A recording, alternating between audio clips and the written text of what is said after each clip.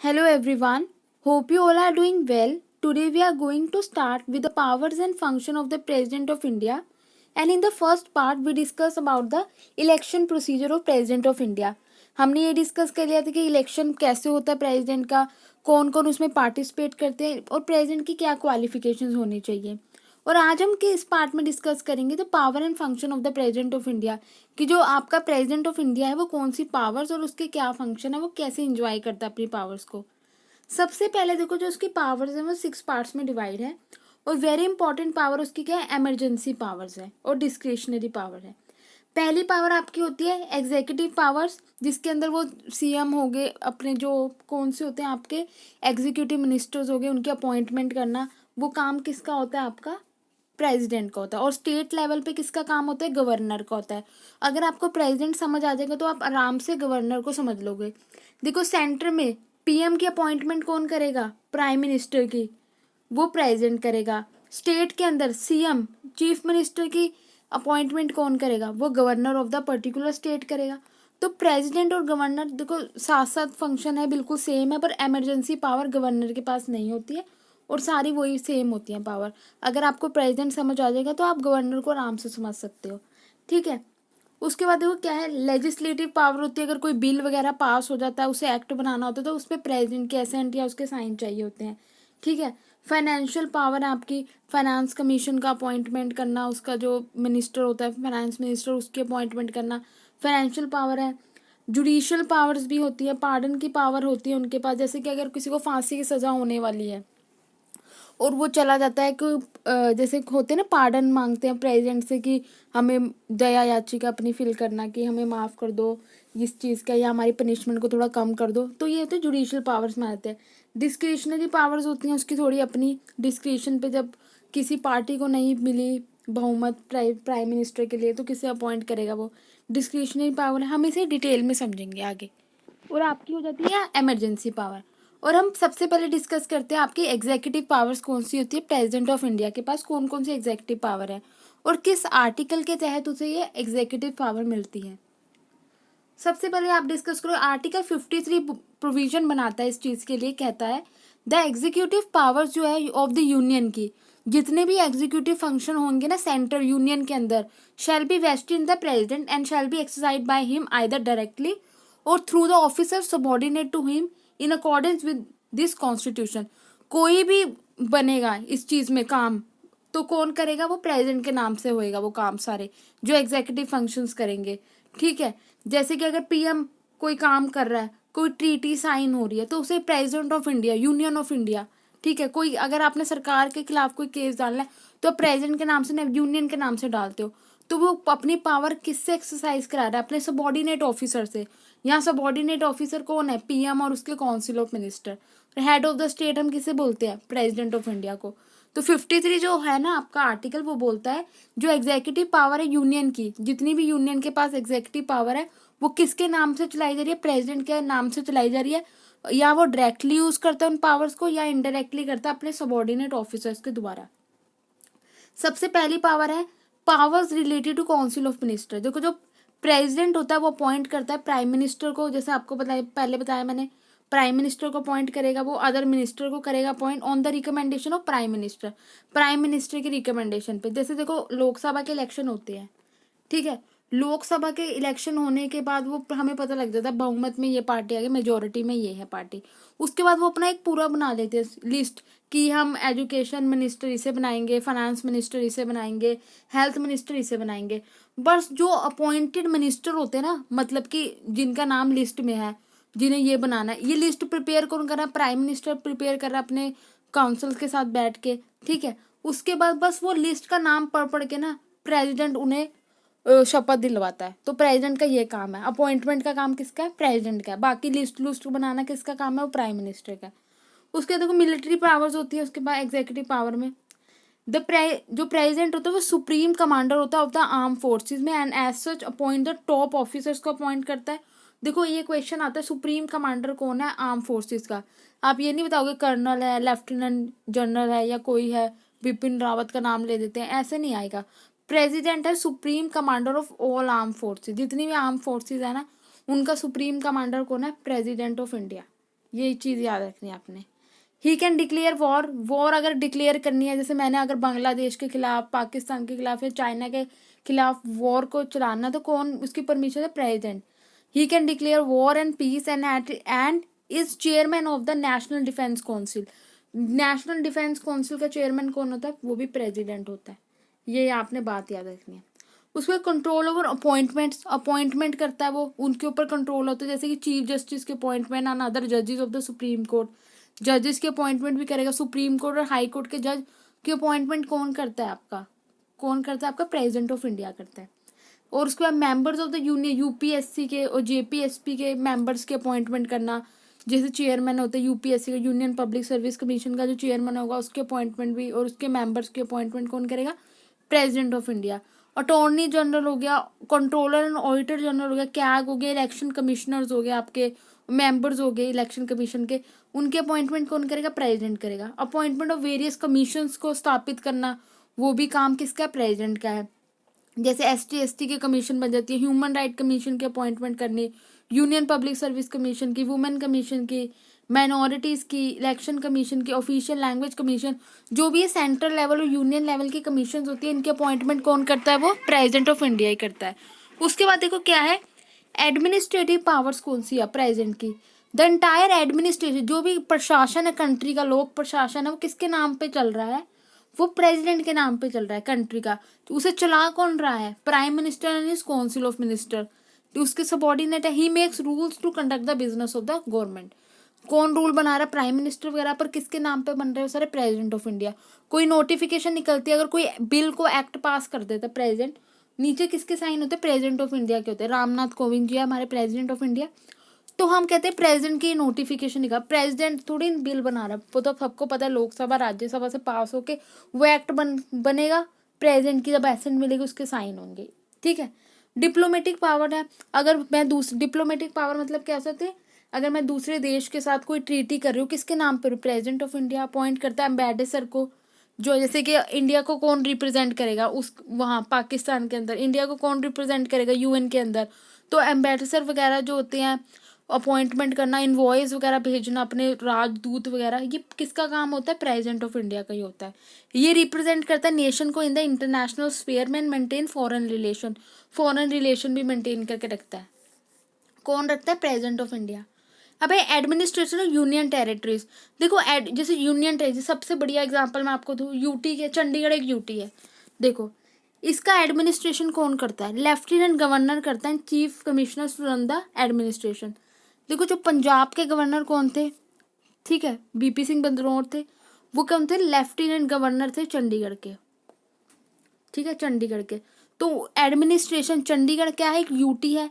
तो गवर्नर की अपॉइंटमेंट किसने करी है? प्रेसिडेंट ने करी है। तो यूटी को कौन गवर्न करता है? गवर्नर करते हैं।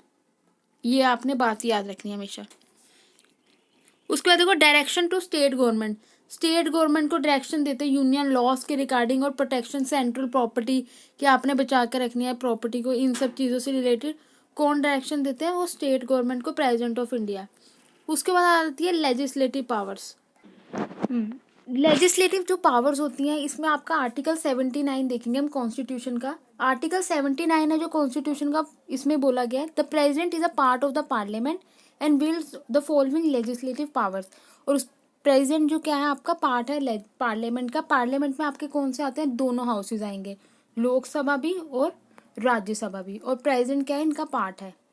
ठीक है, जैसे सेशन को कन्वीन करना, प्रोलॉग करना सेशन को पार्लियामेंट का, किसका काम होता है? आपका प्रेसिडेंट ऑफ इंडिया का होता है। इनोग्रेट करना, जैसे कि इलेक्शन के बाद अगर आपकी पहला सेशन बैठता है ना लोकसभा का, तो उसे इनोग्रेट कौन करता है? प्रेसिडेंट करता है। ठीक है। थर्ड पॉइंट है to address and send messages to the parliament, दोनों हाउसेस को पार्लियामेंट, अगर कोई जैसे नेशनल इंपॉर्टेंस का कोई इशू डिस्कस करना है और पार्लियामेंट में दोनों हाउसेस के मेंबर्स को बुलाना, तो मैसेज कौन सेंड करेगा? वो प्रेसिडेंट के नाम पे मैसेज इशू होएगा वो। ठीक है। To convene the joint meeting of both the houses, जैसे अभी तो लोकसभा में अपने मेंबर्स बैठ रहे हैं, राज्यसभा में अपने बैठ रहे हैं, अगर इन दोनों हाउसेस की ज्वाइंट सेशन बिठाना है, दोनों हाउसेस को इकट्ठे, तो वो कौन बिठा सकता है? प्रेसिडेंट ऑफ इंडिया के कहने पे बैठता है। Nomination of the member of council of state and house of people, Rajya Sabha में नॉमिनेटेड मेंबर्स और लोकसभा में, देखो काउंसिल ऑफ स्टेट अगर आ जाए तो राज्यसभा को हम दूसरे नाम से क्या बोलते हैं, काउंसिल ऑफ स्टेट, और हाउस ऑफ पीपल को हम दूसरे नाम से क्या बोलते हैं, लोकसभा। ठीक है, लोकसभा बोलते हैं, और राज्यसभा को क्या बोलते हैं, काउंसिल ऑफ स्टेट। ठीक है, उनके अंदर राज्यसभा के अंदर 12 मेंबर्स आपके नॉमिनेट करता है प्रेसिडेंट ऑफ इंडिया, और लोकसभा के अंदर सिर्फ 2 मेंबर्स करता है, जो कौन सी कम्युनिटी के होते हैं, एंग्लो इंडिया कम्युनिटी के होते हैं, क्योंकि इनको एडिक्वेट रिप्रेजेंटेशन मिले, इसलिए 2 मेंबर करता है लोकसभा में अपॉइंट, नॉमिनेट करता है उन्हें। और 12 मेंबर्स होते हैं जो कौन सी फील्ड के होते हैं, 12 मेंबर्स जिन्होंने अच्छा काम किया आर्ट्स के अंदर, साइंस के अंदर, लिटरेचर के अंदर, सोशल सर्विस में, वो 12 मेंबर नॉमिनेट करता है प्रेसिडेंट ऑफ इंडिया। ठीक है, ये नॉमिनेट करता है। अब जैसे आपके सचिन तेंदुलकर है, उन्होंने अच्छा काम किसके अंदर किया है, स्पोर्ट्स के अंदर किया है, रेखा है आर्ट्स के अंदर करा है, थिएटर के अंदर करा है, तो ये क्या है, इन्हें भी सदस्यता मिली है ना पार्लियामेंट की, राज्यसभा की, मेंबर ऑफ पार्लियामेंट है ये, तो 12 मेंबर्स में से आते हैं ये। उसके बाद देखो क्या है, to dissolve the Lok Sabha, Lok Sabha को डिसॉल्व भी कौन करता है, प्रेसिडेंट ऑफ इंडिया। किस आर्टिकल के अंदर कर रहा है, आर्टिकल 83 क्लॉज 2 के अंदर प्रेसिडेंट डिसॉल्व कर देता है, आपको खत्म कर देता है, एक्सपायर कर देता है, किसे, लोकसभा को। असेंट ओवर बिल्स, जो बिल पास होके जाते हैं पार्लियामेंट से, दोनों हाउसेस से पास होके, अगर उसे एक्ट बनाना है तो बिल से एक्ट कैसे बनेगा, जब उस पर किसके साइन होंगे, प्रेसिडेंट ऑफ इंडिया के साइन होंगे, जब भी वो एक्ट बनेगा। उसके बाद देखो क्या है, to issue ordinances when the parliament is not in session, देखो जब पार्लियामेंट सेशन में नहीं होता है, and the country needs the passing of a law, और कंट्री किसको लॉ की जरूरत होती है, तो देखो ऑर्डिनेंस, जैसे सोचो कोरोना टाइम में लोकसभा सोचो ना होती, मैं उस वो सेशन में ना होती, और किसी इमरजेंसी, इतनी जरूरी इमरजेंसी पड़ जाती कि एक एक्ट लाने की बहुत जरूरत थी कि अगर लोग घर से ना निकले, तो क्या होता है कि प्रेसिडेंट अपने ऑर्डिनेंस पावर होती है उसके बाद 123 के अंदर, और गवर्नर के बाद प्रेसिडेंट ऑर्डिनेंस पावर होती है 213 के अंदर, ये गवर्नेंस की ऑर्डिनेंस पावर होती है। प्रेसिडेंट की क्या होती है 123 के अंदर, आर्टिकल के अंदर, कि वो लॉ बना सकते हैं, पर उसे जैसे ही सेशन में बैठेगी तो 6 हफ्ते के अंदर अंदर उसे पार्लियामेंट के उसे मंजूरी चाहिए होगी, जो एक्ट उसने बनाया है, ऑर्डिनेंस बनाया है। तो ये है कि अगर सेशन में ना भी हो ना पार्लियामेंट, तो भी ये थोड़ी सरकार चलेगी नहीं, या देश के अंदर कोई त्रासदी आ गया, कोई इमरजेंसी आ चुकी है, उसके उसमें बहुत ज़रूरत है उस एक्ट को पास करने की, तो फिर प्रेसिडेंट क्या करता है, अपनी ऑर्डिनेंस पावर को यूज़ करता है आर्टिकल 123 के अंदर। पर जैसे ही 6 वीक्स के अंदर अंदर ना उसे उससे परमिशन लेनी पड़ती है, उसे उस लॉ को, उस पर्टिकुलर को, प्रेसिडेंट ने जो ऑर्डिनेंस पास करा उस पर्टिकुलर एक्ट को, कितने टाइम पीरियड के अंदर, 6 वीक्स के अंदर अंदर। उसके देखो prior approval over certain bills pass by state legislature, कभी कभी ऐसे भी होता है कि स्टेट लेजिस्लेचर को अगर कोई बिल पास करना है तो पहले अप्रूवल लेनी पड़ती है प्रेसिडेंट की। ये नहीं कि देखो कभी कभी ऐसे होता है कि पहले दोनों हाउसेज में बिल पास हो जाता है, एक्ट बनाने के लिए हमें प्रेसिडेंट के पास जाना होता है, पर कुछ ऐसे नेशनल इंपॉर्टेंस के इश्यूज होते हैं, रीऑर्गेनाइजेशन ऑफ द स्टेट के इश्यूज होते हैं, जो अगर हमने रीऑर्गेनाइज करना तो उस बिल को पहले लाने से पहले प्रेसिडेंट को दिखाना पड़ता है कि हम ये बिल लेके आ रहे हैं। अगर प्रेसिडेंट ने असेंट दे दी तो ही वो बिल कहाँ आएगा, हाउसेज में आएगा, उसके बाद ही वो एक्ट बनेगा। अगर पहले असेंट भी चाहिए होती है कुछ एक्ट को, कुछ बिलों को एक्ट बनाने के लिए। ठीक है, prior approval of president over certain bill after they are pass by state legislature, अगर पास कर दिए, देखो विधानसभाओं ने पास कर दिए राज्य की, उन दोनों हाउसेज ने पास कर दिए, स्टेट लेजिस्लेचर ने पास कर दिए, अब उसे एक्ट बनाने के लिए ना गवर्नर ने देखो साइन भी कर दिए, फिर भी वो एक्ट नहीं बना। कुछ ऐसे बिल भी होते हैं जिन्हें प्रेसिडेंट की एसेंट चाहिए होती है पास होने के बावजूद, जैसे टैक्स न्यू इम्पोज करना है, या कुछ नवी स्कीम्स हैं इससे रिलेटेड, पब्लिक और प्रॉपर्टी से रिलेटेड, प्राइवेट। उसके बाद आती है आपके फाइनेंशियल पावर कौन कौन सी होती है, to get the money bill introduce, no money bill can be introduce in the Lok Sabha without the recommendation of president, अगर प्रेसिडेंट ने रिकमेंडेशन नहीं दिया ना तो लोकसभा में मनी बिल पास नहीं हो सकता, मनी बिल को हम इंट्रोड्यूस ही नहीं कर सकते, पास होने के बाद तो दूर इंट्रोड्यूस ही नहीं कर सकते। देखो तो मनी बिल को इंट्रोड्यूस कैसे करेंगे, प्रेसिडेंट अगर एसेंट देगा। कंट्रोल ओवर कंटिजेंसी फंड, देखो 2 तरीके के फंड होते हैं इंडिया में, एक कंसोलिडेटेड फंड होता है जिसके अंदर से सारे सबकी सैलरीज निकलती हैं, जैसे किन किन की सैलरीज निकलती है, प्रेसिडेंट की, कमिश्नर्स की, आपके हो गए फाइनेंस कमीशन के मेंबर्स की, इलेक्शन कमीशन के मेंबर्स की सैलरी निकल रही है, प्राइम मिनिस्टर की, वाइस प्रेसिडेंट की, प्रेसिडेंट की, वो निकलती है कंसोलिडेटेड फंड से। कंटिजेंसी फंड होता है वो इमरजेंसी का फंड होता है, जो जैसे कि अब कोरोना टाइम में सोचो देश का पैसा ना होता, तो वो एक ऐसा फंड है कि अगर ऐसे कोई इमरजेंसी पड़ जाती है जो हमें नहीं पता, वो इमरजेंसी ऐसे भी आ सकती है, तो हम उस फंड में से पैसे निकालते हैं। तो उसका ऊपर कंट्रोल किसका होता है, प्रेसिडेंट का होता है, ठीक है। जैसे हम अपने घर में भी सेव करके रख लेते हैं जगह पे कि अगर कुछ इमरजेंसी पड़ गई तो हम यहाँ से पैसे निकाल लेंगे, वैसे अगर बाकी का खर्चा तो हम यहाँ से निकाल लेंगे, पर इमरजेंसी का हम थोड़ा थोड़ा उसमें रखते रहते हैं ना, वही चीज़ है कंटिजेंसी फंड। इंडिया ने भी एक गुल्लक टाइप बना रखा है। उसके बाद है appointment of finance commission. Financial powers में ही आता है कि फाइनेंस कमीशन को अपॉइंट करना आर्टिकल 280 के अंदर, और उसके बाद आर्टिकल 280 के अंदर देखो फाइनेंस कमीशन लग जाती है, पर उसके और 5 ईयर्स के लिए बनती है। उसके मेंबर्स की अपॉइंटमेंट कौन करता है, प्रेसिडेंट ही करता है। Distribution of export duty and jute. देखो कुछ ऐसे राज्य हैं हमारे देश के अंदर जहाँ से हमारी जूट को एक्सपोर्ट करते हैं, तो एक्सपोर्ट ड्यूटी हम कैसे डिस्ट्रीब्यूट करेंगे ना उनमें, जैसे असम है, बंगाल है, बिहार है, उड़ीसा है, यहाँ से हमारा जूट जाता है, एक्सपोर्ट करते हैं हम। इसका आयात निर्यात होता है ना, जैसे कि एक्सपोर्ट मतलब बाहर जाना, ठीक है। हमारा जूट कहाँ जा रहा है, बाहर जा रहा है, एक्सपोर्ट कर रहे हैं दूसरी कंट्रीज में। कहाँ कहाँ से जा रहा है ये, असम से, बंगाल से, बिहार से और उड़ीसा से। और इसलिए अगर कुछ भी प्रॉफिट आता है इनके distribution of export duty on jute, वो कौन करवाता है, प्रेसिडेंट करता है।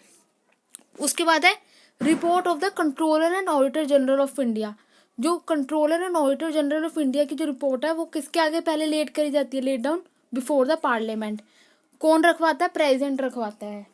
किसकी report, controller auditor general of India की। पर ये कंट्रोलर और ऑडिटर जनरल ऑफ इंडिया का काम क्या होता है, जो ऑडिट करना, किसका काम होता है, उसका ऑडिट का काम होता है। कि अगर जैसे कि मैंने एक हरियाणा स्टेट को इतने पैसे दिए थे, पंजाब स्टेट को इतने पैसे दिए थे, इन्होंने उस पैसों को यूज़ कैसे करा है, ये काम किसका होता है, ऑडिटर का काम होता है चेक करना। और इसकी जो रिपोर्ट्स होती है, यूनियंस, प्राइम मिनिस्टर ने पैसा कैसे यूज़ करा, इतना फंड आया था, तो ये काम किसका होता है, कंट्रोलर और ऑडिटर जनरल ऑफ इंडिया का होता है।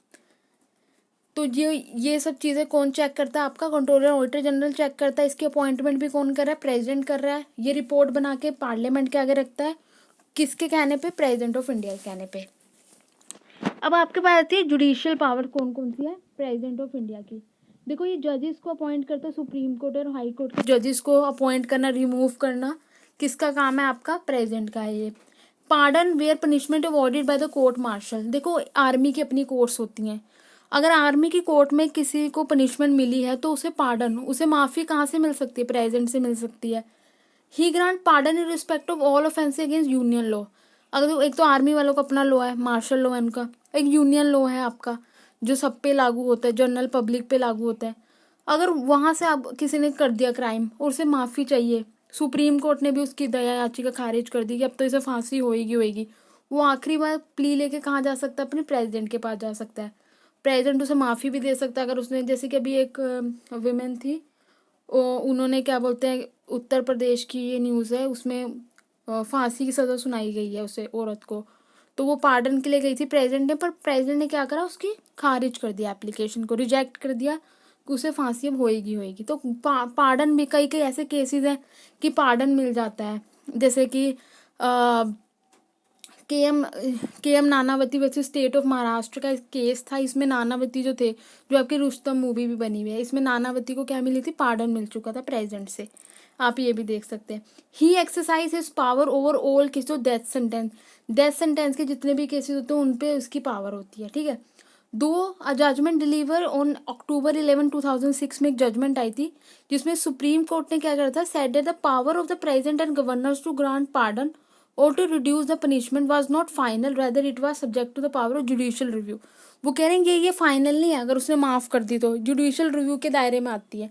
जुडिशियल रिव्यू मतलब कि जुडिशरी उस पर अपना रिव्यू देगी, उस पर देखेगी इसने सही भी कह रहा है कि गलत किया है। फॉर एग्जाम्पल कोई जीनोसाइड कर देता है, यहाँ क्या हुआ कि 1,500 करोड़ लोगों को जला दिया और प्रेसिडेंट ने क्या कर दिया, माफ़ कर दिया। जुडिशरी आगे आ जाएगी आपने इसे माफ़ करा कैसे, तो ये तो जुडिशियल रिव्यू की पावर कि वो अपने मर्जी से नहीं यूज़ कर सकता प्रेसिडेंट, वो उस पावर को, उसका रिव्यू कौन करेगा, सुप्रीम कोर्ट करेगा। ये जजमेंट आई थी 2006 में। कि वो आर्बिट्रेरी ना यूज़ करे उस पावर को, इसका मेन मकसद यही था। अब आती है डिस्क्रिशनरी पावर्स क्या होती है प्रेजेंट की। Discretionary, the present can get information about the decision and discussion of the cabinet. जो प्रेसिडेंट है वो उसे इंफॉर्मेशन ले सकता है वो प्राइम मिनिस्टर से या फिर उसके काउंसिल ऑफ मिनिस्टर से कि ये डिसीजन आपने ये क्यों लिया, सब ये इसकी डिस्क्रिशनरी पावर में आ जाता है। President can give his advice to the prime minister on important matters. Important matters पे देखो वो प्राइम मिनिस्टर को अपनी एडवाइस भी दे सकता है। टू एक्सेप्ट और नोट इज अप टू किस पे होता है, प्राइम मिनिस्टर पे, तो वो उसको एडवाइस देने का काम भी है। The president can ask the cabinet to reconsider the advice given to him, कि अगर वो कैबिनेट को बोल सकता है उसकी कंसीडर करो दोबारा से advice. Apart from money bill के अलावा the president can with hold his approval over all other bill. वो बिलों को रोक सकता है पर उसे पास करना बाद में ज़रूरी होता है, 2 बारी से ज़्यादा नहीं कर सकता वो, ठीक है। देखो यहाँ लिखे then the president, but in the case the same bill is pass by the parliament again. अगर जैसे किसी ने क्या करा, प्रेसिडेंट ने एक बिल को रोक लिया कि मैं तो इस पर अपनी असेंट नहीं दूंगा, पर पार्लियामेंट ने क्या करा, उस बिल को दोबारा पास कर दिया पार्लियामेंट में, तो उसके अब देनी ही पड़ेगी, ठीक है। तो ये होता है डिस्क्रिशनरी पावर, किसकी होती है, प्रेसिडेंट की। अब देखो उसके बाद आपकी आ जाती है एक और है discretionary power, in case no political party. देखो अगर किसी भी पॉलिटिकल पार्टी को मेजोरिटी नहीं मिलती है लोकसभा में, वो मेजोरिटी पे स्टैंड नहीं होती है फ्लोर पे लोकसभा के, एंड प्रेसिडेंट कैन एक्सरसाइज अपनी डिस्क्रिशन पावर एक्सरसाइज कर सकता है अपॉइंटमेंट ऑफ प्राइम मिनिस्टर। वो प्राइम मिनिस्टर, अभी तो देखो प्राइम मिनिस्टर कौन बनता है, जो हेड होता है जो मेजोरिटी पार्टी का, या अगर मेजोरिटी पार्टी जिसका नेम को एसोसिएट कर लेती है कि हम इसको मनाना चाहते हैं, ठीक है, तो वो बन जाता है आपका प्राइम मिनिस्टर ऑफ इंडिया। और प्रेसिडेंट बस उसके नाम पे मोहर लगा देता है और उसको ओथ दिला के उसे प्राइम मिनिस्टर वो बन जाता है।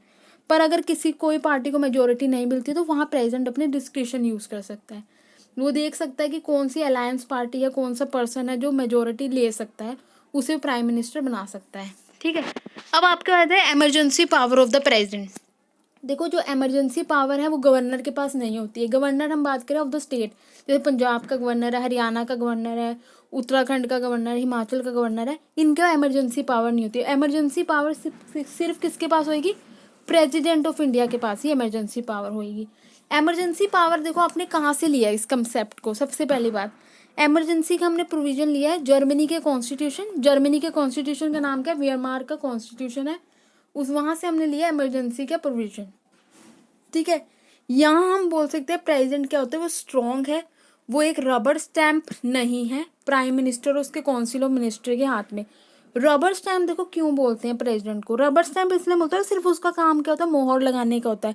कोई बिल पास हुआ उस पर मोहर लगा दी कि एक्ट बन गया, कोई डिसीजन लिया प्राइम मिनिस्टर काउंसिल मिनिस्टर ने, वहाँ उसे बोला कि आपने इस पर डिस्कशन करनी है, उसे पास करना, उसने उस पर मोहर लगा दी। तो सिर्फ रबर स्टैंप का काम नहीं है, इमरजेंसी पावर किसके पास है, प्रेसिडेंट ऑफ इंडिया के पास। कितने टाइप की इमरजेंसी होती है हम ये देख लेते हैं। देखो सबसे पहले आर्टिकल 352 से लेकर 360 तक आपका इमरजेंसी पावर है। 352 आपका नेशनल इमरजेंसी की बात कर रहा है, 356 आपकी कॉन्स्टिट्यूशनल इमरजेंसी, जिसे हम बोलते हैं कि स्टेट इमरजेंसी जब लग जाती है स्टेट के अंदर, वो किस नाम से जानी जाती है, कॉन्स्टिट्यूशनल इमरजेंसी। जहाँ बोलते हैं गवर्नर रूल लग गया, प्रेसिडेंट रूल लग गया, वो कौन सी होती है आपकी, कॉन्स्टिट्यूशनल इमरजेंसी। फाइनेंशियल इमरजेंसी अभी तक इंडिया में नहीं लगी है, जब आपके पास फाइनेंशियल वित्तीय रूप से आपके पास खत्म हो जाते हैं पैसे, तो इंडिया के अंदर फाइनेंशियल इमरजेंसी लग जाती है, पर आज तक इंडिया में कभी फाइनेंशियल इमरजेंसी नहीं लगी है। ये कौन से आर्टिकल में, 360 के अंदर है, ठीक है।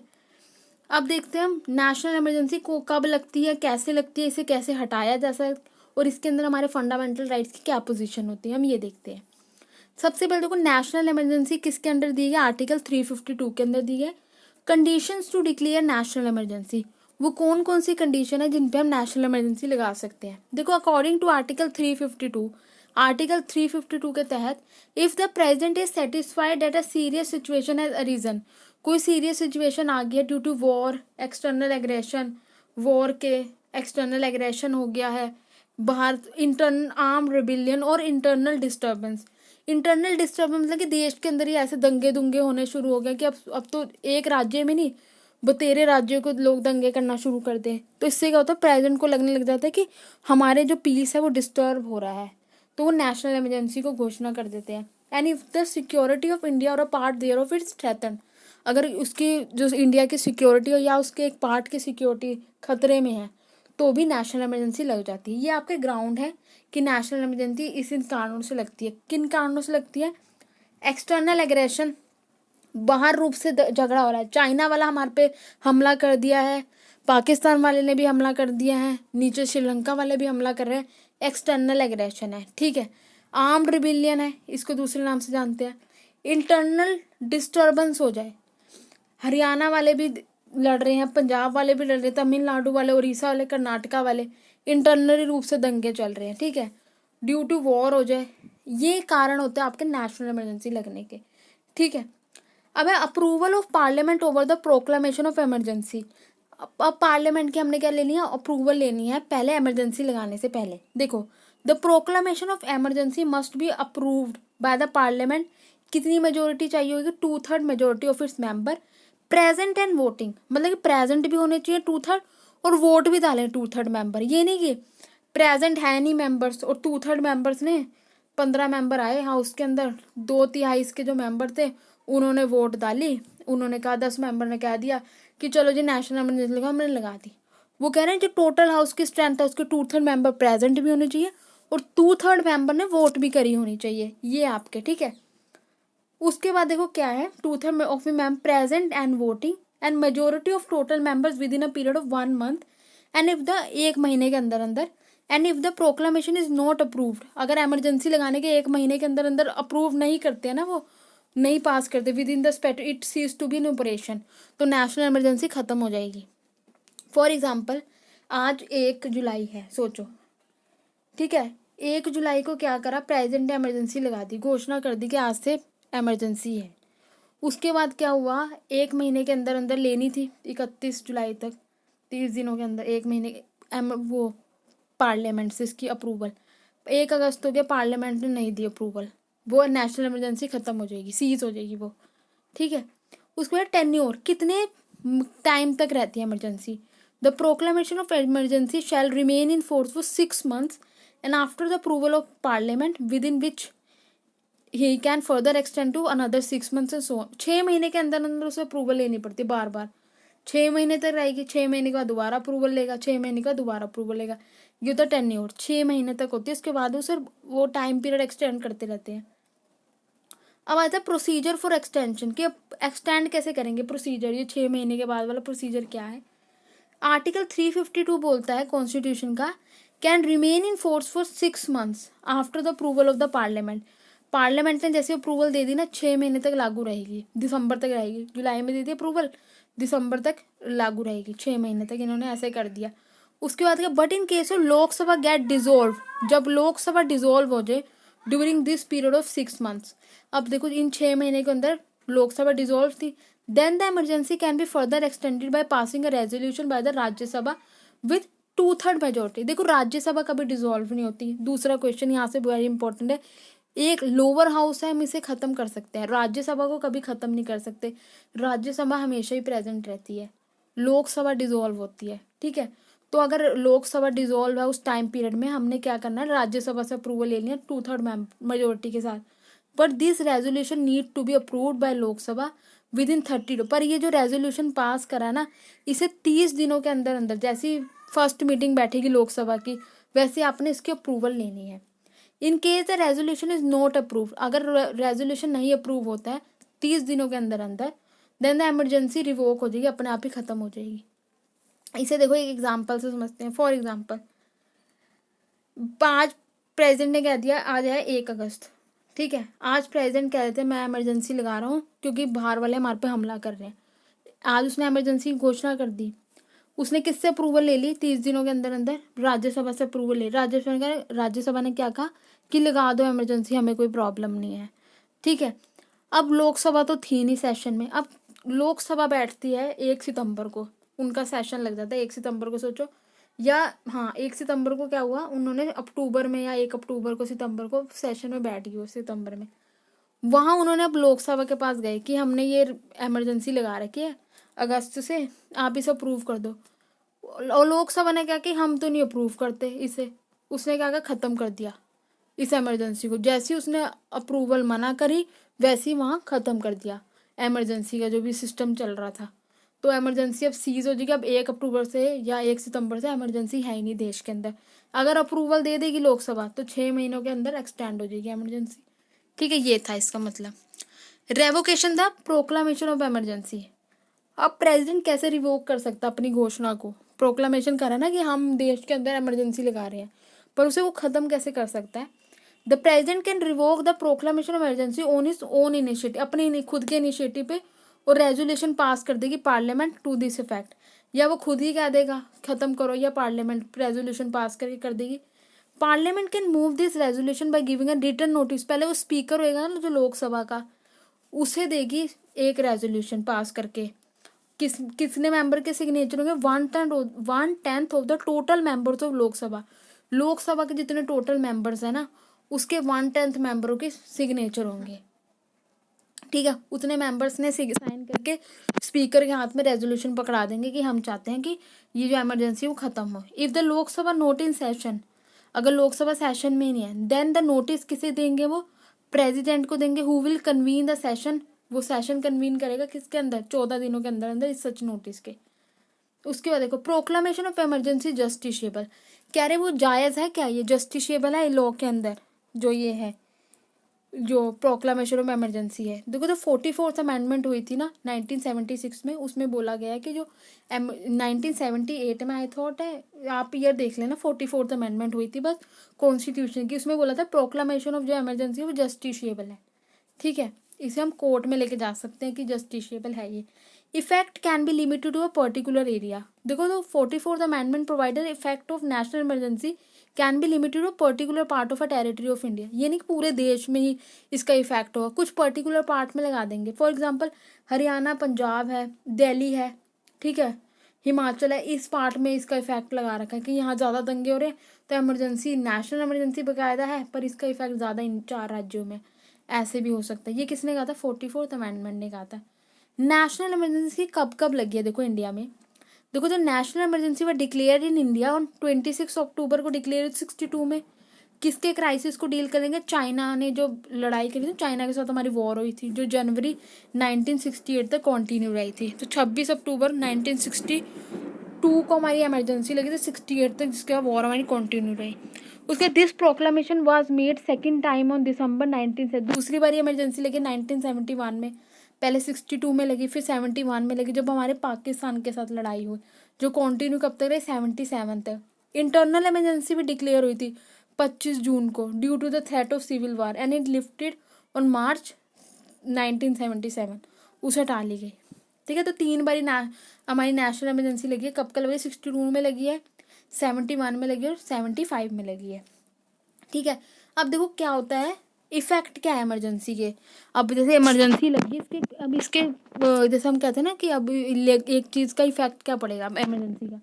सबसे पहले इंडिया का ट्रांसफर यूनिटरी स्टेट।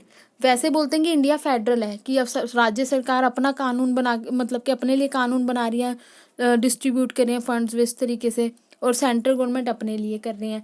पर क्या है, अब नेशनल इमरजेंसी लगे तो ये एक यूनिटरी स्टेट बन जाएगी, एक राज्य बन जाएगा, पूरा इंडिया एक यूनिटरी स्टेट बन जाएगी। The union executive can issue direction to the state. Union का जो एग्जीक्यूटिव है, पीएम है, वो सीएम्स को, स्टेट के, उन्हें डायरेक्शन देगा। Parliament is empower to legislate on the subject including the state list. देखो 3 लिस्ट बताई थी आपको, फर्स्ट चैप्टर था वेरी। यूनियन लिस्ट होती है, स्टेट लिस्ट होती है, कॉन्करेंट लिस्ट होती है। यूनियन लिस्ट पे कौन कानून बनाता है? आपका यूनियन गवर्नमेंट है। स्टेट लिस्ट पे राज्य सरकारें बनाती है अपने लिए कानून, और कंकरेंट लिस्ट पे दोनों बना सकती हैं। पर अब देखो, स्टेट लिस्ट पे भी यूनियन गवर्नमेंट, पार्लियामेंट जो है आपकी, कानून बना सकती है। क्यों बना सकती है? क्योंकि नेशनल इमरजेंसी का ये इफेक्ट है। देखो, the president can redistribute financial resources. President redistribute कर सकता है फाइनेंशियल रिसोर्सेज को। जो टर्म है लोकसभा की, can be extended for a period of 1 year at a time. 1 साल तक हम लोकसभा के टाइम पीरियड को बढ़ा सकते हैं। But such an extension shall not remain operative after the emergency is revoke. पर जैसे इमरजेंसी खत्म हो जाएगी, उसके बाद हम इसका टाइम पीरियड नहीं बढ़ा सकते, 1 साल तक बढ़ा सकते हैं। द फ्रीडम ग्रांटेड आर्टिकल 19 के अंदर, जो फंडामेंटल राइट्स के अंदर जो फ्रीडम दे रखी है आपको 6 तरीके की, right to assembly, right to form association, right to profession and trade, right to speech and expression, ये सारी चीज़ें सस्पेंड हो जाएगी आर्टिकल 19। ठीक है, the president can suspend all other rights भी सस्पेंड कर सकता है। लिस्ट ऑफ फंडामेंटल राइट्स में जो दे रखे हैं under article 359, but the right to life and personal liberty including article 21। पर आर्टिकल 21 आपका कभी ख़त्म नहीं होता है, ठीक है, इमरजेंसी के टाइम भी right to life and personal liberty. अब सेकेंड इमरजेंसी आपकी आती है कॉन्स्टिट्यूशनल इमरजेंसी, कि कॉन्स्टिट्यूशनल इमरजेंसी आपकी किसके अंदर दी गई। कॉन्स्टिट्यूशनल इमरजेंसी दी है आर्टिकल 356 के अंदर दी गई है। Condition necessary to declare emergency, कि कौन कौन सी कंडीशन है जो आपके इमरजेंसी लगाएंगे। अगर प्रेसिडेंट को लगेगा, गवर्नर आपका स्टेट का जो गवर्नर है वो रिपोर्ट देगा कि यहाँ का जो कॉन्स्टिट्यूशनल मशीनरी है वो फेल हो चुकी है, तो क्या प्रेसिडेंट क्या लगाएगा, यहाँ स्टेट के अंदर कॉन्स्टिट्यूशनल इमरजेंसी लगाएगा। किस ग्राउंड पे लगेगी, तो स्टेट के अंदर कॉन्स्टिट्यूशनल मशीनरी है वो फेल हो चुकी है, ब्रोकन डाउन है, तो आर्टिकल 356 लग जाता है। और डिफरेंट स्टेट में 112 टाइम लगा है, ठीक है। अप्रूवल ऑफ पार्लियामेंट चाहिए होती है प्रोक्लेमेशन ऑफ इमरजेंसी। देखो, it is necessary to obtain approval of the parliament over the proclamation of emergency within a period of 2 months. देखो 2 महीने के अंदर अंदर ना पार्लियामेंट से अप्रूवल चाहिए होती है। मैंने सोचो पंजाब के अंदर स्टेट की इमरजेंसी लगा दी, पंजाब के अंदर प्रेजेंट रूल लगा दिया मैंने, अब लगा तो दिया मैंने 1 जुलाई को प्रेजेंट रूल, 2 महीने हो जाएंगे इसके, कब होंगे, जुलाई अगस्त सितंबर, तो जुलाई अगस्त सितंबर के तक मैंने ना जो अपना पार्लियामेंट है, यूनियन गवर्नमेंट है, उनसे क्या अप्रूवल लेनी है कि इमरजेंसी सही भी लगी है, ठीक है। टेन्योर कितना होता है, 44th अमेंडमेंट ने कहा है जो proclamation of shall remain in for 6 months के लिए लगेगी और एक्सटेंड होती रहेगी another 6 month after obtaining the approval of the parliament. वो ये अप्रूवल लेते लेते ना वो 6 महीने ऐसे बढ़ती रहती है।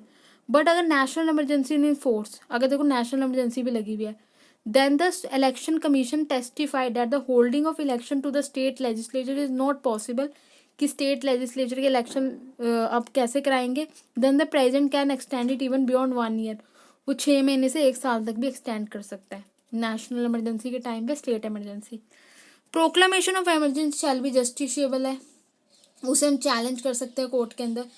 प्रपोजल है कि डिफरेंट ने कहा कि मिस यूज़ होती है, कब कब मिस होती है कि ना, जैसे कि अब कभी कभी देखो, जैसे बीजेपी की गवर्नमेंट है सेंटर में, कांग्रेस की गवर्नमेंट है एक पर्टिकुलर स्टेट के अंदर, वो क्या करेंगे, यहाँ के गवर्नर कहेंगे यहाँ की जो स्टेट की मशीनरी है वो सही से काम नहीं चल रही, जहाँ जहाँ कांग्रेस सेंटर इसका मिसयूज़ करती है।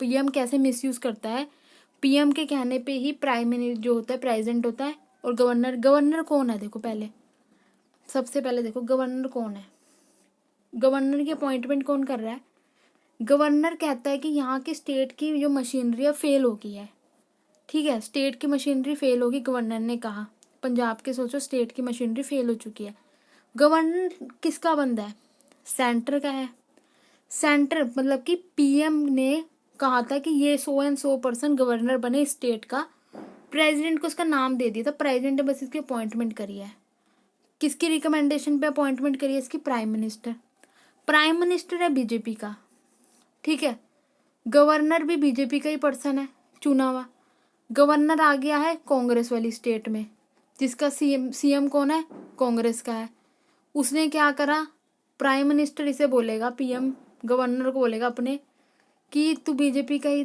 था मेंबर, यहाँ तू प्रेसिडेंट को लिख के एक रिपोर्ट बना, प्रेसिडेंट को सबमिट कर कि यहाँ की स्टेट की मशीनरी फेल हो चुकी है, ठीक है, गवर्नर किसका है, बीजेपी का है, प्रेसिडेंट ने गवर्नर को अपॉइंट करा है, अब गवर्नर क्या, बीजेपी का गवर्नर रिपोर्ट चुपचाप बना के प्रेसिडेंट को दे देगा ये स्टेट की मशीनरी फेल है, प्रेसिडेंट गवर्नर के कहने पे उस स्टेट के अंदर इमरजेंसी लगवा देगा, ये काम होता है किसका, सेंटर का। तो यहाँ मिसयूज़ होती है, इसके ये सारे पैराग्राफ में यही चीज़ लिखी हुई कैसे मिसयूज़ होती है। अब क्या है ये आप देख भी सकते हो। उसके बाद आप क्या आती है कि इफेक्ट्स क्या होते हैं इमरजेंसी के, इमरजेंसी के क्या क्या इफेक्ट होते हैं, कॉन्स्टिट्यूशनल इमरजेंसी जब स्टेट इमरजेंसी लगती है, the power so assume shall be exercise by him either directly or through officer subordinate to him, ठीक है, वो स्टेट गवर्नर जो होता है वो पावरफुल हो जाता है उस टाइम में। प्रेसिडेंट कैन एज्यूम ऑल और any of the executive power of the state, president rule लग जाता है तो सारी एग्जीक्यूटिव पावर कौन यूज़ करता है, प्रेसिडेंट करता है, प्रेसिडेंट किससे करवाता है, गवर्नर से कराता है। जो लेजिस्लेटिव असेंबली होती है स्टेट की वो डिसॉल्व हो जाती है या खत्म, विधानसभा जो होती है ना वो डिसॉल्व हो जाती है या फिर सस्पेंड कर देते हैं किसी कारण उसे किसी टाइम पीरियड तक, ठीक है। Parliament can make laws, parliament बनाती है लॉ, स्टेट के लिए कौन बनाएगी कानून, अब वो तो विधानसभा तो खत्म होगी, पार्लियामेंट बनाएगी। पार्लियामेंट अप्रूव करती है बजट, स्टेट का बजट भी पार्लियामेंट बनाती है। जो काउंसिल ऑफ मिनिस्टर है स्टेट के वो भी खत्म हो जाते हैं, क्योंकि देखो सीएम ही खत्म हो गया, काउंसिल ऑफ मिनिस्टर भी खत्म हो जाते हैं। The president get empowered to make any provision to confer special duty on public servant of the state. और पब्लिक सर्वेंट होते हैं जो स्टेट के, तो प्रेजेंट क्या करता है, उनको भी डायरेक्शन देता है, उन्हें प्रोवाइड करता है डायरेक्शंस को देना। और उसके बाद क्या होता है, फाइनेंशियल पावर है आर्टिकल 360 के अंदर। 360 के अंदर क्या है, आपकी फाइनेंशियल पावर है। अब देखो क्या आती है आपके पास, फाइनेंशियल इमरजेंसी दो आपकी दे रखी है आर्टिकल 360 के अंदर, कि अगर वित्तीय संबंधी जो होती है ना देश के अंदर संकट आ चुका है तो फाइनेंशियल इमरजेंसी लग जाती है। इसके अंदर मैं आपको मोटा मोटा ऊपर से बता दूं, पहले क्या होता है कि जो सैलरीज होती है ना गवर्नमेंट सर्वेंट की, वो कम कर सकते हैं या सस्पेंड भी कर सकते हैं। जैसे किसी की 50,000 सैलरी है फॉर एग्जाम्पल, उसे क्या देंगे तो 20,000 रुपये ले ले, क्योंकि फाइनेंशियल इमरजेंसी लगी हुई है। कई गवर्नमेंट सर्वेंट की सैलरीज काट लेंगे, कईयों को पेंशन नहीं देंगे, ये होती है फाइनेंशियल इमरजेंसी के इफेक्ट। पर अब देखो क्या है, इंडिया के अंदर कभी फाइनेंशियल इमरजेंसी नहीं लगी। इंडिया के अंदर कभी ऐसा टाइम पीरियड नहीं आया कि फाइनेंशियल इमरजेंसी लगी हो। अगर ये कोई भी क्वेश्चन आ जाए आपका 2 मार्क्स में, क्या इंडिया ने फेस करी है फाइनेंशियल इमरजेंसी, आपने लिखा नो, नेवर। आर्टिकल 360 ऐसे ही पूछ लेते कि क्या प्रेसिडेंट ने कभी इम्पोज करा है आर्टिकल 360, कभी यूज़ करा आप आर्टिकल 360 को, आप लिखोगे नो, कभी प्रेसिडेंट ने यूज़ नहीं करा आर्टिकल 360, और आप ब्रैकेट में दोगे article 360 associated with the name of financial emergency. ठीक है, उसको देखो आर्टिकल 360 है, द कॉन्स्टिट्यूशन एम्पावर करता है प्रेसिडेंट को टू प्रोक्लेम करना, घोषणा करना किसकी, फाइनेंशियल इमरजेंसी का। अगर वो देखो कारण क्या है फाइनेंशियल इमरजेंसी लगने का, if he satisfy that the situation as arisen, एक ऐसी सिचुएशन आ चुकी है whereby the financial stability, जो देश की फाइनेंशियल वित्तीय स्टेबिलिटी है वो क्या है संकट में आ गया, और जो क्रेडिट है इंडिया का वो थ्रेटन है, कि अब क्या हो गया, अब कर्जे बढ़ चुके हैं आपके, फाइनेंशियल स्टेबिलिटी अब बिल्कुल खत्म हो चुकी है, तो आप प्रेजेंट क्या करेगा फाइनेंशियल इमरजेंसी लगा देगा। अप्रूवल क्या लेना पड़ेगा उसे, 2 मंथ के अंदर अंदर अप्रूवल लेनी पड़ेगी लगाने के पार्लियामेंट से। ठीक है, और वो कब तक लग सकती है, को देखो कॉन्स्टिट्यूशनल इमरजेंसी भी 6 महीने लागू रह सकती है, नेशनल इमरजेंसी 6 महीने लागू रहती है, तो और आगे आगे एक्सटेंड कर सकते हैं। पर फाइनेंशियल इमरजेंसी एक ऐसी इमरजेंसी है जो इनडेफिनेट पीरियड तक रहती है। ठीक है, ये चीज़ आपने याद रखनी है, 2 महीने का टाइम पीरियड है। इसके इफेक्ट क्या होते हैं, देखो the president can lay down canons for the state to be followed in respect of exercise of these power. State के लिए बता देगा कि आपने अपनी फाइनेंशियल रिसोर्स को इस तरह यूज करना है।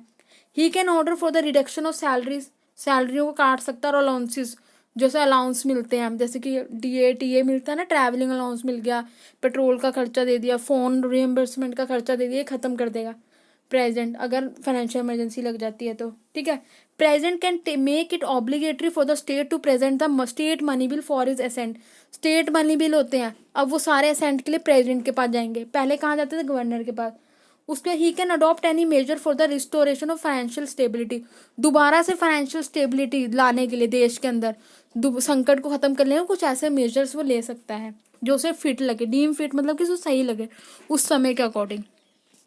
देखो अब इसके बाद है क्रिटिसिज्म क्या है इमरजेंसी पावर का। देखो सबसे पहले स्टेट की ऑटोनॉमी खत्म हो जाती है अगर इमरजेंसी लग जाती है, कॉन्स्टिट्यूशनल लगे, नेशनल लगे, फाइनेंशियल लगे, स्टेट की जो अपनी ऑटोनॉमी होती है, अपनी पावर होती है, उसका राज करने के वो खत्म हो जाती है। कैसे हो जाती है, गवर्नर रूल लग गया, प्रेसिडेंट रूल लग गया तो गवर्नर के जरिए सारा काम होएगा, स्टेट लेजिस्लेचर खत्म होगी। फाइनेंशियल इमरजेंसी लग गई तो वो मनी बिल वगैरह असेंट के लिए कहाँ जाएंगे, वो उधर जाएंगे, प्रेसिडेंट के पास जाएंगे। नेशनल इमरजेंसी लग जाती है कुछ स्टेट्स के अंदर, कॉन्स्टिट्यूशनल इमरजेंसी का जो रूप ले लेती है, पार्लियामेंट उनके लिए कानून बनाएगा। इमरजेंसी पावर का बड़ी टाइम मिसयूज भी करते हैं। अब है इनकम्पैटिबल फेडरल प्रिंसिपल। फेडरलिज्म का मतलब क्या होता है कि स्टेट अपना कानून बना के अपने स्टेट के अंदर राज करेगा, यूनियन जो अपना कानून बना के सब स्टेट अपने अपने यूनियन लिस्ट में के लिए कानून बनाएगा और उसके अकॉर्डिंग राज करेगा। पर यहाँ क्या हो रहा है, अगर फेडरल का प्रिंसिपल ही खत्म हो गए, यूनिटरी स्टेट बन जाती है, सेंट्रलाइज प्रोविजन आ जाता है इसके अंदर, ये चीज़ होता है। उसके बाद देखो अगेंस्ट डेमोक्रेटिक प्रिंसिपल, डेमोक्रेसी में क्या तो लोगों का राज होता है। लोगों का राज कैसे होएगा, we the people of India बोलते हैं ना, तो आपके रिप्रेजेंटेटिव आपके लिए कानून बनाता है। देखो रिप्रेजेंटेटिव क्या हो गया, मैंने अपना CM चूज करके भेजा, पर CM को तो विधानसभा ही डिसॉल्व कर दी, उसके लिए कौन प्रेसिडेंट बना रहा है, प्रेसिडेंट को तो मैंने कभी इलेक्ट करा ही नहीं था। ठीक है, वो इनडायरेक्ट था उसका, तो ये क्या आपके डेमोक्रेटिक प्रिंसिपल के अगेंस्ट है।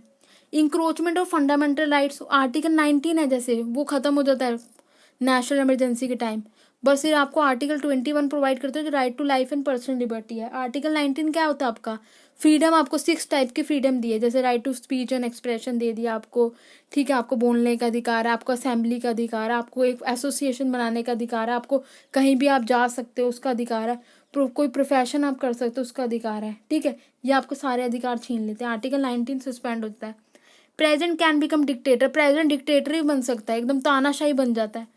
Use of emergency power for political purposes, देखो कभी कभी क्या होता है, जैसे मैंने आपको समझाया, बीजेपी का स्टेट, सेंटर में बीजेपी है, एक पर्टिकुलर स्टेट है उसके अंदर कांग्रेस की सरकार है, कांग्रेस के अंदर गवर्नर किसका बैठा हुआ सर, उस राज्य के अंदर बीजेपी का बैठा हुआ, वहाँ का प्रधानमंत्री की बीजेपी का है, वो बोलेगा उस गवर्नर को तू ऐसी रिपोर्ट बना के प्रेसिडेंट को सबमिट कर कि यहाँ की स्टेट की मशीनरी फेल हो चुकी है। वहाँ का गवर्नर अपने खुश करने के लिए प्राइम मिनिस्टर को रिपोर्ट ऐसी बना के भेज देगा प्रेसिडेंट को, प्रेसिडेंट ने क्या कर देना, उस रिपोर्ट पे असेंट देख के स्टेट इमरजेंसी लगाएगी, उस सरकार गिरा देंगे। ये मिसयूज होता है इस तरीके से। जस्टिफिकेशन क्या है, देखो क्यों जरूरी है। फॉर एग्जाम्पल नेशनल इमरजेंसी लग जाती है, पाकिस्तान के साथ और इंडिया की वॉर हो जाती है, चाइना के साथ इंडिया की वॉर हो जाती है। इस टाइम में अगर देश बटा होएगा, हरियाणा अपने लिए कानून बनाएगी, वो कहेंगे हमारे को क्या फ़र्क पड़ता है, हम अपने लिए काम करते रहते हैं, तो कहेगा ये हमारे प्रिंसिपल अगेंस्ट है, ब्रदरहुड खत्म हो जाएगा। तो हमने क्या करना है, स्ट्रॉन्ग सेंटर के लिए, सेंटर अगर स्ट्रॉन्ग होगा, कैसे स्ट्रॉन्ग है, जब उसके सारे राज्य उसके अंदर आएंगे तो ये इमरजेंसी लगानी पड़ती है। तो हम यहाँ बोल सकते हैं जस्टिफाई है, हमने जायज़ काम किया है। हिस्टोरिकल नीड है, देखो हमने पीछे से हमने कहा लिया, रेफरेंस लिया, अपनी पिछली भूलों से हमने रेफरेंस लिया कि हमें नेशनल इमरजेंसी लगानी है, ठीक है। To preserve the unity of the country, country की यूनिटी बचाने के लिए। फोर्थ होता है responsibility of the centre to defend the country against external and internal threats. देखो रिस्पॉन्सिबिलिटी होती है सेंटर की, टू डिफेंड, कंट्री को बचाएगा इंटरनल और एक्सटर्नल थ्रेट से। तो ये हमने नेशनल इमरजेंसी के टाइम हमने ग्राउंड्स देखे थे, किन ग्राउंड्स पे नेशनल इमरजेंसी लगती है, इन्हीं 2 ग्राउंड्स पे, इन्हीं 3 ग्राउंड्स पे लगती है कि इंटरनल और एक्सटर्नल जब थ्रेट होता है तो ये किसका बचाने का काम किसका होता है, सरकार का होता है। इसलिए जो इमरजेंसी हम लगा रहे हैं वो सही लगा रहे हैं। जो interest of the state are prior to the interest of individual, state का जो इंटरेस्ट सबसे ऊपर है, एक इंडिविजुअल के इंटरेस्ट से ऊपर किसका इंटरेस्ट है, स्टेट का, कि स्टेट पहले है, ठीक है, ये है इसका मतलब। उसका इमरजेंसी पावर और नॉट एब्सोल्यूट, देखो जस्टिशिएबल है। अगर 44th अमेंडमेंट आई है, सबसे पहले आपने इसमें देखना है, ये नहीं आप बोल सकते डिक्टेटरशिप है। 44th अमेंडमेंट में क्या बोला गया है, अगर आपको लगता है कि ये जो डिक्टेटर बन रहा है प्रेसिडेंट, तो आप कोर्ट में जा सकते हो। जस्टिशिएबल का मतलब क्या ही होता है कि आप कोर्ट में चैलेंज कर सकते हो इस पर्टिकुलर लॉ को, एक्ट को, या एक इमरजेंसी पावर्स को क्यों ना। तो ये एब्सोल्यूट कभी हो नहीं सकती, जस्टिशिएबल है। तो वही कंक्लूजन आ गया कि प्रेजेंट डिक्टेटर नहीं बनता है, वो जस्टिशिएबल है।